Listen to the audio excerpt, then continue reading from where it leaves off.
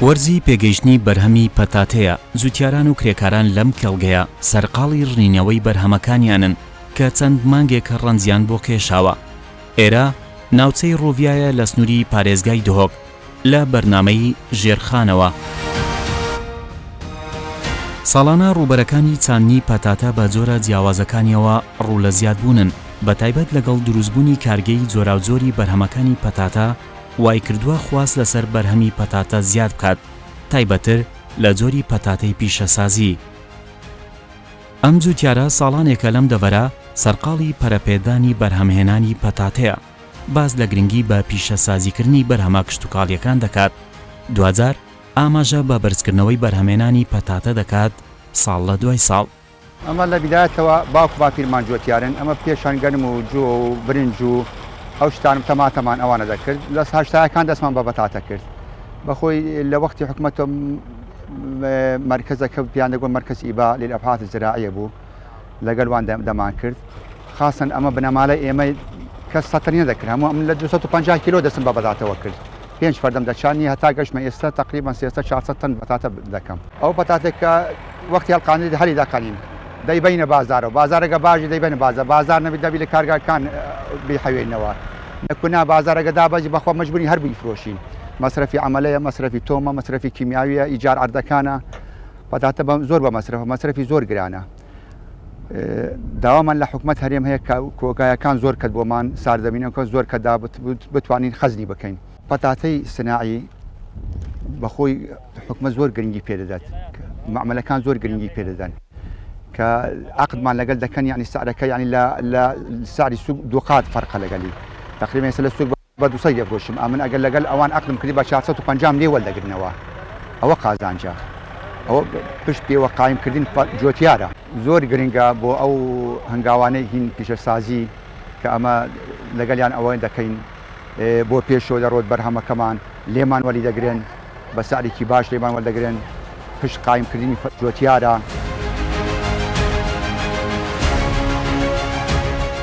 لێرە لە هەر کێڵگەیەک چەندین هەلیکار بۆ کرێکاران ڕەخسێنراوە کە زۆربەیان ئاواری کەمپەکانی دەوروبەری ناوچەکەن. بێ جیاوازی کچان و کوڕان شان بەشان یەکتر بژێوی ژیانیان دابین دەکەن. ڕێژەی هەلیکار لە دەڤەرەکە 20,000 هەلیکاری تێپەڕاندووە.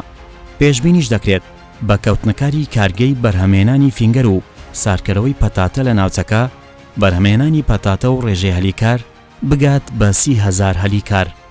بمنطقة شغلي زافو كان بردوامة يعني شغل فد مريض باشا روجانا حتى بصد هشتي يعني هشتي طن وهوسا حفتو بينج هشتي يعني 120 عامل تيني هشتي طن رات كي ساعات بينجا أو يعني حادثة جارنا وجارنا وقتها أو يوم يدها كاتكو كورو بيقرا شغلتكن فرقنينا وكايكا راس بزحمة أم تعبت بينن هر شغل البروجة بتعبت بس أم دل خواشن تقرا أم هم وقت هفالي قالك يعني أم دل خواشن أم شخورة شغلتكن شغلي خواشة هكا تعب جيبه هاري خواشة.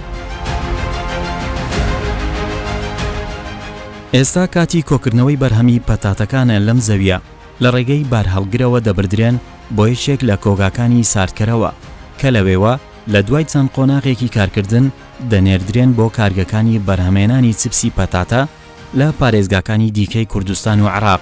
لێرە لەم کارگەیەدا جموجۆڵی کارکردنی زۆر بەدی دەکرێت. ئێرە بەشی تاقیگەی کارگە و ساردکەرەوەکەیە. لێرەوە پشکنین بۆ جۆر و کوالێتی پەتاتەکان دەکرێن و بە گوێرەی ستاندەرەکان پلەبەندیان بۆ دەکرێت. جۆری پەتاتەکان دەستنیشان دەکرێن کە پەتاتەی پیشەسازین یان پەتاتەیە ئاسایی. دواتر بە گوێرەی جۆرەکانیان بەرهەمەکان ئاراستەی کارگەکان یاخود بازاڕەکانی سەوزە و میوە دەکرێن. یەکەم خطوات کە دێت پەتاتە لەناو بەڕە بوومە دێت ینی ئەوەتە دوایی کە دێت دەیرێمە خطواتمانەیە دوو فەحس بوو دەکرێت. یەکەم جار مادە جافەکە TSS دواتر ڕێژەی شەکر کە پەتاتە دێت 5 کیلۆ وەردەگرین، دوای 5 کیلۆیەکە دەشۆینەوە، دواتر درای ماتەرەکە وەردەگرین ڕێژەی مادە جافەکە ناو پەتاتە بە پێ 4 خطوات. دواتر دەبینە ئێرە وردی دەکەین، وردی دەکەین لێرە سلایزەر وەردەگرین، دوای سلایزەرەکە دەشۆینەوە، ینی بەبێ ئەوەی چەند وەردەگرین وەزنەکە وەری دەگرین، دواتر سۆری دەکەینەوە و وەزنەکان وەردەگرین خراپەی لێکجیا دەکەین و باشەکەش لێکجیا دەکەینەوە ئەو پەتاتەی کە لە دەرەوە بمان یعنی لە فەلاحەکان وەردەگرین تایبەتن بۆ جیاکردنەوەی جووری چپس یان خواردن. ئەم کۆگایانە توانای ئەمبارکردنی 50,000 تۆن پەتاتیان هەیە. لە دوای ئەمبارکردنیان بە گوێرەی پێویستی کارگەکانی چپس و بەرهەمەکانی پەتاتە ڕەوانیان دەکەن. ئێستاش خواستی پەتاتەی هەرێمی کوردستان سنوورەکانی بڕیوە و لە وڵاتانی دەوروبەرەوە وەک سعودیا و سووریا خواست لەسەر بەرهەمی پەتاتە هەیە.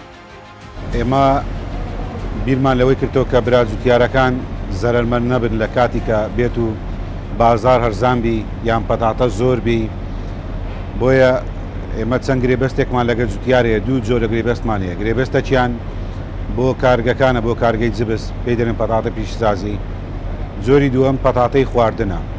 ئەو پەتاتەی خواردنە ئێمە خۆمان بە کۆگای دەکەین و خەزنی دەکەین و لایەن وەردەگرین و بە نرخێکی گونجاو بۆی زەرمەند نەبن و ئەوەی تریشیان بۆ کارگەی جبسەکانە کە بۆوان دابین دەکەین کە چاندراوە لە سەرەتای چاندنەکەیەوە بۆ ئەوە جۆری تایبەتە و تایبەتە بە جبسی پەتاتە. ئێستا کاتی هەڵکەندنی پەتاتەیە و وەختەکەشی دیارە لە مانگەک دوو مانگە تقریبا و زۆرترین پرۆسی هەڵکەاندن ئێستا دەکرێتن و ئینتاجی ئەو منتیقی دەتوانم برێم زیاتر لە 200,000 تەنە.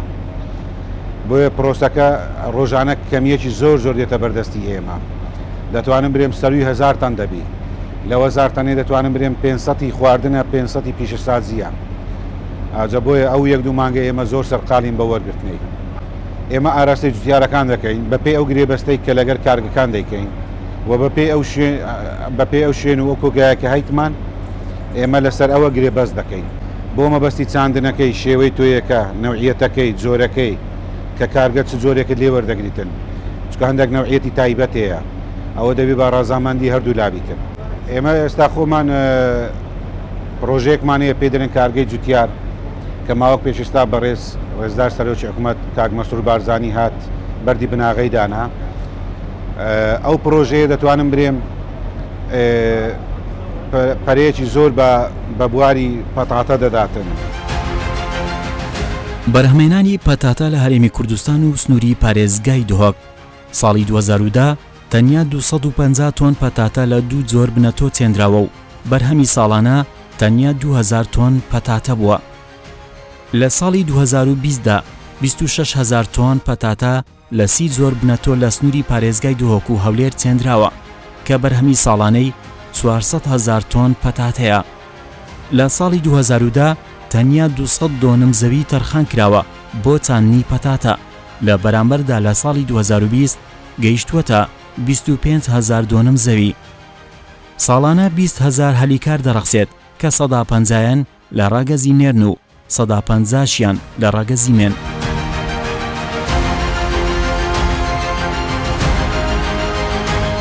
یەکێک لە هێڵە گشتەکانی کارنامەی کابینەی نوێم بریتە لە پەرەپێدان بە بواری کشتتوکاڵی بە مەبەستی بە پیشەسازیکردن و فرە جۆرکردنی سەرچاوەکانی داهات. بەم هۆیەوە ڕێگای بەردەم فراوانبوونی ئاستی پرۆژەکانی بواری وەبەرهێنان زیادیان کردووە. لەم کابینەیەدا چەندین پرۆژەی جۆراوجۆر لە سێکتەرە جیاوازەکان کەوتونە تا بواری جێبەجێکردنەوە. لێرە یەکێک لە وەبەرهێنەرەکان سەرقاڵی دروستکردنی کارگەیەکە بۆ بەرهەمی پەتاتی وردکراو یاخود فینگەر. ئەم کۆمپانیایە لەلایەن وەبەرهێنەرێکی کورد و پاڵپشتیکردنی 150 حکوومەتی هۆڵەندی لە بواری خوڵ و بەرزکردنەوەی توانای مرۆیی و بەرزکردنەوەی توانای کارگەکە دروست دەکرێت. بەهۆشیەوە دەبێتە شوێنێکی باش بۆ بە بازارکردنی بەرهەمی پەتاتە لە ناوچەکە و هەرێمی کوردستان. پێشبینیش دەکرێت بەهۆی ئەم کارگەیە ئاستی بەرهەمی پەتاتە لە 400,000 تۆنی ساڵانە بەرزتر ببێتەوە بۆ 600,000 تۆن. ئەف جۆرە پرۆژە بێگومان پرۆژێت گەلێکت گرنگ و استراتیجینە بۆ پشتیوانیکردنا کەرتێ کشتتوکاڵی و پێشەخستنا ئابوورە هەرێما کوردستانê.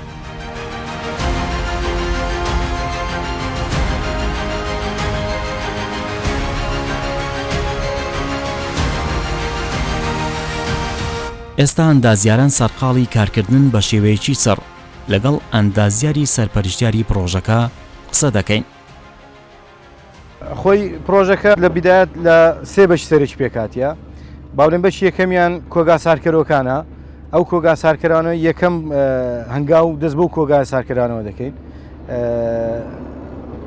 بۆ خلالی دەمانجت کە ئەمە دەتوانین پەتاتێ وەرگین یعنی بەڕادەکانمان دەتوانین خەزنی پەتاتێ لەناو بکەین ئەوە وەکو مەرحەلەی یەکەم دروستکردنی هەر پرۆژێک کۆمەڵک ستاندار و ڕێنمایی خۆی هەیە باڵێن لە ڕووی ئینشایی ستانداری عراقیمان هەیە و ستانداری ئەمریکیمان هەیە کە زۆربەی زۆری پرۆژەکەی هەیکەلەکانی ئاسنن ئەوانش بە گوێرەی ستاندار و کۆدی ئەمریکی تەسمیمی لە بۆ کرایە یعنی ئەمە هەر پرۆژێک کە تەسمیم دەکرێت بەلایەنی کەم حسابی 100 ساڵی بۆ دەکرێتن و ئەو پرۆژەش لەبەر ئەوەی لە شوێنێک کراوەیە حسابی باو باران ئەو شتانە ئەوانە لە تەسامیمەکان هەموو حسابی لە بۆ کرایە کە مهندسی ئینشایی خۆمان یعنی مهندسی کۆنستراکشنی خۆمان ئەو تەسمیمانەی کە کردیە ئەو حساباتانەی هەموو لە بۆ کرایە لە مەسەلەی باو باران و بوومە لەرزە ئەوانە نەوعەتی بەڕادەکان جیازەکانی لەگە شەریکەی هۆڵندی تەنسیقرایە و شەریکە هۆڵندیەکە دروستی دەکاتن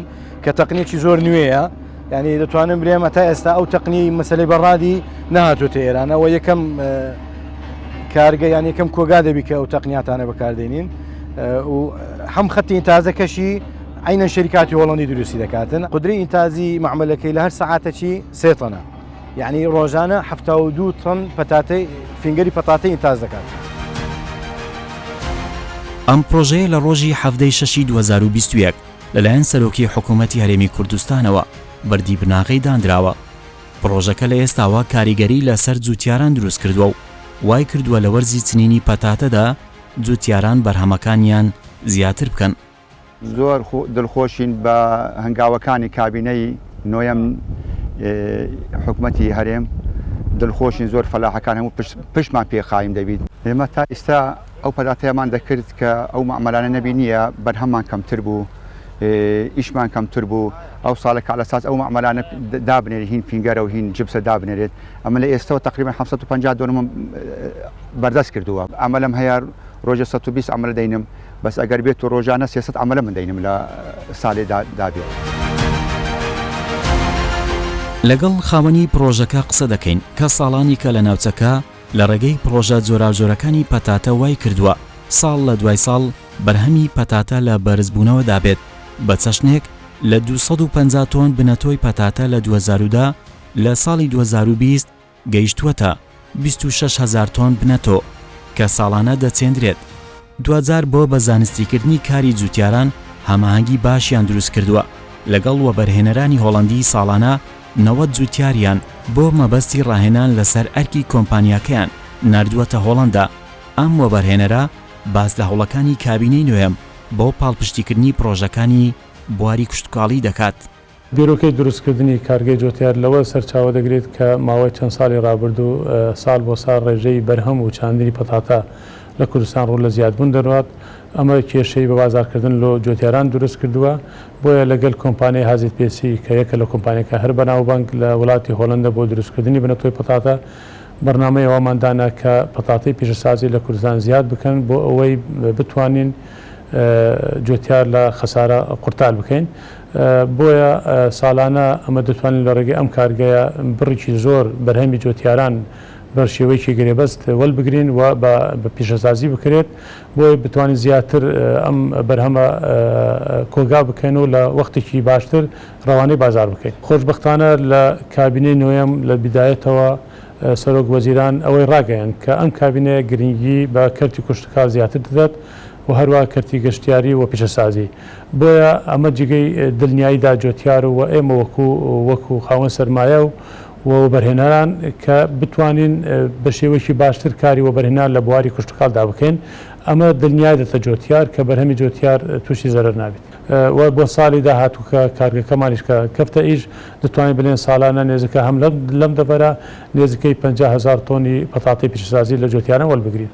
ئێستا هەماهەنگیمان زۆر بەهێزە لەگەڵ لایەنی پەیوەندیدار وەکو وەزارەتی کوشتتوکاڵ وەکو دەسەی وەبەرهێنان وەکو وەزارەتەکانی پەیوەندیدار ئەمە حقت هاوکار و هەماهەنگیمان زۆر بەهێز هەیە توانیمانە لە ماوەی ڕابردوو ئەم هەماهەنگیە لەسەر ئەرزی واقع جێبەجێ بکرێن بە تایبەت بۆ پێدانی مۆلەتی دروستکردنی ئەم کارگەیە و کار ئاسانی بۆ پێدانی مۆلەتی دروستکردنی کۆگای ساردکەرەوە.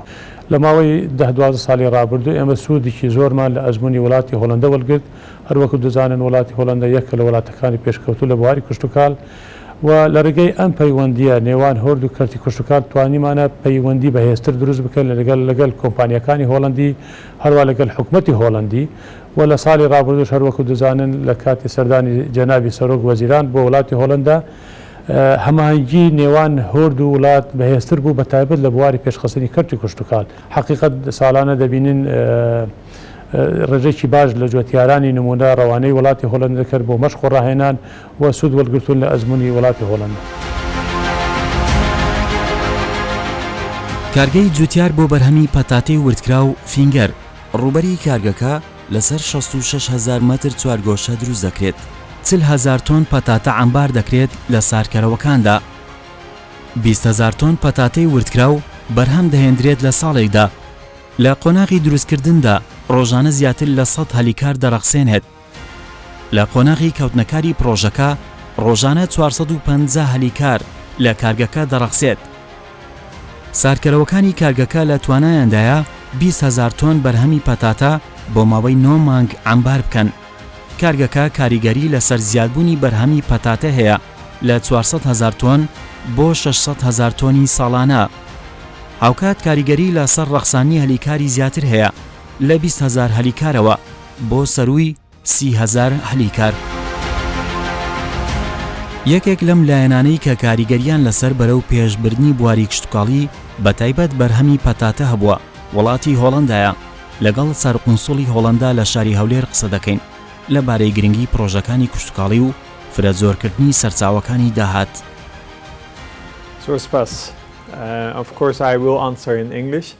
As the Netherlands, we are very active in the field. وەک هۆڵندا لە سێکتەری کشتتوکاڵدا زۆر چالاکین هۆکارەکەشی ئەوەیە هۆڵندا دووەم وڵاتە لە بەرهەمە کشتتوکاڵیەکاندا لە هەموو جیهان ئەمە شتێکی زۆر سەرنجڕاکێشە چونکە هۆڵندا وڵاتێکی بچووکە لە ڕووی ڕووبەرەوە هێندەی هەرێمی کوردستان دەبێت بەڵام لەگەڵەوەشدا پلەی دووەمان گرتووە و پلەی یەکەمیش ئەمریکایە هۆکاری ئەم پێشکەوتنەمان ئەوەیە نوێکاری زۆرمان کردووە زۆر کارامەین لە بەرهەمهێنانی شتی نوێ و چۆنیەتی بەکارهێنانیدا ئەرکی ئێمە لێرە ئەوەیە پشتیوانی لە کەرتی کشتتوکاڵ لە هەرێمی کوردستان بکەین بە هاوکاریکردنی جوتیار و حکوومەت و کەرتی تایبەت بۆ بەرەو پێشبردننی کەرتی کشتتوکاڵ چونکە دەزانین لە کوردستان کەشێکی لەبار هەیە زۆرێک لە پێداویستیەکان لە وڵاتانی دیکەوە هاوردە دەکەن زۆر گران لە سەرتان ڕادەوەستن و بەرهەمەکانیش تازە و باش نین بۆیە باشترە لێرە خۆتان بەرهەمیان بهێنن بۆ نمونە سەوزە و میوەی خۆتان هەبێت هەرزانترە فرێشە و جوتیارانیش سوودمەند دەبن یەکێک لەو پرۆژانەی ئێمە ئەنجامی دەدەین کارگەی فرنج فرایزە یان با بڵێن کارگەی پەتاتەیە لە هەرێمی کوردستان لە 150 وەبەرهێنانەکە لە ئەستۆی ئێمەیە ئەو لە 150کەی دیکەشی وەبەرهێنەرانی کورد و کۆمپانیایی هۆڵندی کوردی تەواوی دەکەن واتە پرۆسەکە هەموو لە کوردستان ئەنجام دەدرێت جیا لەوەش هەلیکار بۆ 8,000 جوتیار دەڕەخسێنین لە ناو کارگەکەش 160 دەرفەتی کار دەڕەخسێت کە لەوێ کار دەکەن لەگەڵ ئەوەشدا ئاوارە و پەنابەرەکانمان لە بیر نەکردوون نزیکەی 10,000 ئاوارە و پەنابەر لە هەرێمی کوردستان لە کێڵگەکان کار دەکەن سیرکە تەنها بە دروستکردنی یەک کارگەی بەرهەمهێنانی پەتاتە دەتوانی چی بکەیت چۆن کاریگەری دەبێت لەسەر ناوچەکە بەگشتی پێم وایە جوتیارەکانی هەرێمی کوردستان پێویستیان بە هەندێک ڕاهێنان هەیە ئێمە پلانمان هەبوو جوتیارەکانی کوردستان لە هۆڵندا ڕاهێنان و خولەکانیان وەربگرن بەڵام بەهۆی کۆڤید-19ەوە بڕیارماندا ڕاهێنەر و شارەزاکانمان بهێنینە کوردستان و لێرە ڕاهێنانەکان ئەنجام بدەن بەڵام هێشتا پلانی ناردنی جوتیارانی کوردمان هەیە بۆ هۆڵندا بێجگەلەوەش زانکۆکانی هۆڵندا و کوردستانمان بە یەک گەیاندون بۆ ئەوەی لەو بوارانەدا پێکەوە کار بکەن. زۆر سێکتەری گرنگ هەن لە کوردستان، بۆ نمونە سێکتەری نەوت کە زۆر گرنگە، بەڵام کاتێک نرخی نەوتدا دەبەزێت کاریگەری لە دۆخی ئابووری دەکات بە گشتی. ئێستا شارەزایان دەڵێن دەبێ ئابووریتان فرە چەشن بکەن. هەر بۆیە مەسرور بارزانی سەرۆک وەزیرانی حکوومەتی هەرێمی کوردستان چووە هۆڵەندا و داوای کرد هاوکاری هەرێمی کوردستان بکرێت لە سێکتەری کشت و کاڵدا. گرنگە ئابووریتان تەنها نەوت نەبێت، بەڵکو کشت و کاڵ و گەشتیاری و کەرتەکانی دیکەش بگرێتەوە. ئێمە لە کەرتی کشت و کاڵدا هاوکارێکی زۆر باش دەبین، چونکە ئێمە کورد بە برا و دۆستی خۆمان دەزانین. And we like to do that because we work so close with you. We feel like that we are brothers. وەزارەتی کشت و کاڵ بە گرنگەوە دەڕوانێتە بە پیشەسازیکردنی بواری کشت و کاڵی بە چەشنێک کاراسانی تەواو دەکەن بۆ هەر پرۆژەیەک کە لە بواری کشت و کاڵیدا لە هەرێمی کوردستان بێتە ئاراوە. ئێمە هەمومان دەزانین چاندنی پەتاتە بە نسبەتی هەرێمی کوردستان دەکرێت بەڵام بەروبوومێکی تازە بوو، بەڵام بە خۆشحاڵیەوە بە هاوکاری و پشتیوانی وڵاتی هۆڵەندا و سەرمایەدارانی ناوخۆیی توانرا ئەم بەرهەمە بە تەواوەتی ئاشنا بکرێت بە جوتیارانی هەرێمی کوردستان و ئێستا لە زۆربەی پارێزگاکانی هەرێمی کوردستان داچاندن دەکرێت بۆ بنەتۆی پەتاتە و چەندین کارگەی جیاواز دانراوە بۆ دروستکردنی جبسی پەتاتە و ئێمە عقدمان لەگەڵیان هەیە بۆ کڕینەوەی بەرهەمەکە لە جوتیاران. دامەزراندنی کارگەی جوتیار بۆ وەرگرتنەوەی پەتاتە لە جوتیارانی ناوچەی دهۆک و سنووری بەردەڕەش کێکێکە لە ناوچە گرنگەکانی بواری کشت و کاڵی کە خاوەنی زەویەکی بەپیتە و زۆربەی جوتیارەکانیش بۆ یەکەم جار کە داچاندنیان کردووە و ئاشنا بوون بە بەرهەمی پەتاتە لەم ناوچەیە بۆ ئێستا ڕێژێکی زۆر ئینتاجی پەتاتەمان هەیە بە تایبەتی لەو ناوچەیە و لە ناوچەکانی تری هەرێمی کوردستانیشدا. ئەمە دەبێتە خاڵێکی وەرچەرخانی گرنگ بۆ ئەوەی کە ئەم کارگەیە بە هاوتایی لەگەڵ کارگەکانی تردا ئەو بەرهەمەی کە جوتیاران ڕاستەوخۆ بەرهەمی دەهێنن وەری بگرێتەوە و لە هەمان کاتیشدا زەمینە دەڕەخسێنێ بۆ هەلی کارێکی لە ڕادەبەدەر چ لە جوتیار چ لە دەستی کار لە ناوخۆی کارگەکە و لە دەرەوەی کارگەکە و ئەم کۆمپانیایە بە سوپاسیشەوە هەمیشە توانیویانە ینی ڕێگایەکی گرنگ هەڵبژێرن لە پێدانی ڕێنمایی بە جوتیاران لە کردنەوەی دەوراتی جیاواز بۆ جوتیاران و لە هەمان کاتیشدا لە دابینکردنی ئەو مەکائینانەی کە پێویستن یاخود ئەو مادانەی کە پێویستن لە بواری پەروەردەکردن یاخود بەرهەمێنانی پەتاتەدا بۆ ئەوەی کە داعمی جوتیارەکانی پێ بکەن. بۆیە بە دڵنیاییەوە وەزارەتی کشت و کاڵ و سەرچاوەکانی ئاو لەم جۆرە پرۆژانە و بە تایبەتی ئەم پرۆژەیە گرنگیەکەی لەوەدایە کە وەبەرهێنێکی ناوخۆیی لەگەڵ وڵاتی هۆڵندا لەگەڵ حکوومەتی هۆڵندا بەیەکەوە پرۆژەکەیان ئەنجام داوە. ئەمە کە دەبێتە یەکێک لە بنەما گرنگەکانی تێکەڵبوونی سیاسەتی کشت و کاڵی هەردوولا بۆ ئەوەی کە ئێمە سوود لە ئەزمونونەکەیان وەربگرین و لە هەمان کاتیشدا تەجاروب و ینی تەجروبە و لە هەمان کاتیشدا دەوراتی جیاواز بۆ تەنانەت لە ڕووی زانستیشەوە بۆ خوێندکاران و بۆ جوتیاران و بۆ فەرمانبەرانی وەزارەتی کشت و کاڵیش بکرێتەوە.